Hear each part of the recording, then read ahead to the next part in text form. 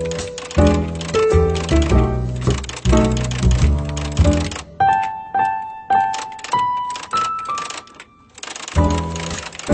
guys, so I'm sure we all have some sort of perception of what the word home means, whether that be our dorm last semester to our house, an apartment, a boat even, or whatever it is that you feel a home is.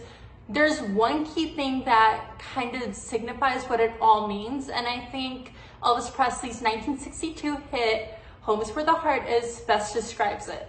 But for me, a better representation of what home actually is better described by Khalid's Americans team. The city of the 915, better known as El Paso, Texas. That's the place I've called home my entire life. And for the most part, I hated it. I thought it was boring and there wasn't anything to do, but I thought it was your average American town. That is, until I got to high school. Aware that El Paso wasn't your average American city in just subtle ways, but I didn't think it was that different from everywhere else in the United States. One of those ways is pretty obvious, our demographics. We're about 80% Hispanic, if not more, so that's a pretty substantial demographic. Even though the country is increasingly becoming more and more Hispanic, that's still a lot of people that you wouldn't see anywhere else. The second way I kind of noticed El Paso was a little bit different was just through like activities that we did and stuff that, you know, you'd do in El Paso that you wouldn't do otherwise. Most of it was very like Mexican culture. So like we celebrated Mexican Independence Day just as much as we celebrate the 4th of July in the rest of the United States. You usually speak Spanish when you go out to the places. My parents only speak Spanish. They were born and raised in the United States, but they only know Spanish. And my baptism. So the Catholic faith is very much a big thing within El Paso. Sure, we have people that are not Catholic, but for the most part, everyone's Catholic. And that's like a pretty big deal. And I thought it was normal. And then I went to high school. So I was at a speech and debate tournament at Harvard University and also did speech and debate. You might have thought that was because that's who you got along with best. I'll let you in on a little secret. It's because no one else wanted to talk to you. Anyways, so during this competition, you know, you'd introduce yourself to people and conversations went a little bit like this. Hi, what's your name? Oh, Regina. Oh, cool. And what event are you competing in? Congress. Oh, okay. And where are you from? El Paso. Oh, so like basically Mexico? That's kind of when I realized El Paso was just like not liked by anybody else, because other people would say stuff like, oh, I'm from LA, I'm from Houston, I'm from the middle of nowhere in America. And nobody would make jokes about the ethnic makeup of the city. And I just kind of realized El Paso was just too Mexican for them. And that's why they didn't like it. And they felt like they needed to make a joke about it. Research as I was thinking about it for this specific assignment. And there's a journal by Cecilia Tomicas and Hatch Melanie Bloom entitled Promoting Intercultural Thinking and Reflection Through History. And basically it goes on to explore how the education system in the United States works. So basically, the way my education system worked in El Paso under the El Paso Independent School District, which is also goes on to be spoken on in my journal that I looked at called The Longitude Study of Transitional and Immersion Bilingual Education Programs by Russell Gertson and John Woodward. So basically, in the education system within El Paso, most students, not all, and this is just a generalization, but a large percentage of students don't speak English at home. My home never spoke English. I never spoke English in.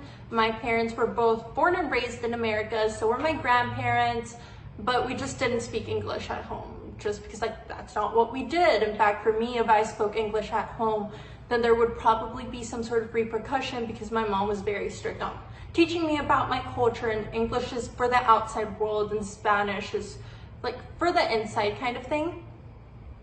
So I was kind of fortunate in that, even though it was kind of forced, I grew up at home with a diverse background. And then at school, the El Paso education system actually has a dual language and bilingual programs. And I know in Texas that's pretty common, but that's not common all over the United States.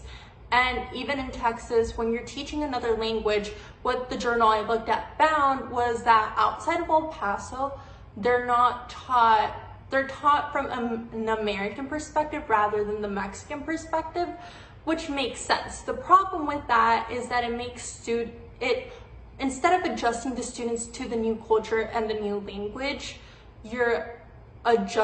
these education systems outside of El Paso are essentially adjusting the culture and the new language to the American students. So it creates a monodimensional view of the world. And since they're taught this from a very young age, at the very latest, you're learning like a different language in middle school or high school, your brain kind of gets used to the idea of the language being uncomfortable and just everything being catered to them rather than them catering themselves to everyone. And at some point, this creates a deadly problem. Let me explain. So around the time in which I went to this debate tournament, Donald Trump had just announced that he wanted to be president a few months before that. So my tournament was February of 2016, and 2015, in the summer of 2015, he announced that he was going to run for president. So this was kind of going on, and it was kind of building a bad stigma among Hispanic people in the United States. Now, you don't have to believe me, but an article by the New York Times does explain that senior high in discrimination against Hispanics. So that's not good at all, and that kind of goes on to show a correlation between his presidency and people becoming more racist towards Hispanics. Nonetheless, I never thought it would come to El Paso. So on August 3rd of 2019, if you look it up, that's the day of the El Paso shooting. So I was at work. It was about 10:30. I want to say that I went into work, and the shooting happened at 10:39. So I was only at work in the mall, mind you, for 9 minutes. And then the shooting started. It wasn't in my side of the mall because there is a Walmart in the general area where the mall is, so it was across the street, but it was still pretty scary. And throughout the news, it kept popping up in the news, the news failed to mention that it was a hate crime, and they failed to mention that it was by a white person. So they never once said it was a terrorist act. It took them a few months to say it was a terrorist act, even though had the shooter been of Middle Eastern descent, they probably would have. And that's also explored through my essay. In fact, if you go on to look at a journal called Why It Means Never Having to Say You're Sorry, The Racial Project in Explaining Mass Shootings by William Mingus and Bradley Spoof from the University of Illinois in Chicago, they see that the common factor of all mass shooters in the United States have had, for the most part, is their race, that they're white. Maybe it's because we've gotten used to it, so that it wasn't mentioned that he was white. But again, like I said, it definitely, none of the racial aspects that went into it were never mentioned when that's something that should have been mentioned. And it's a problem that we need to address in the United States. So the problem was actually highlighted through the United States, and it was that we have a race problem. That's the problem. But even then, after I figured that out, and I figured that out way back when the shooting happened, I didn't know what the response to that should be, or what the appropriate response from me should be to that. So after this project was assigned to me, I obviously had to do some research.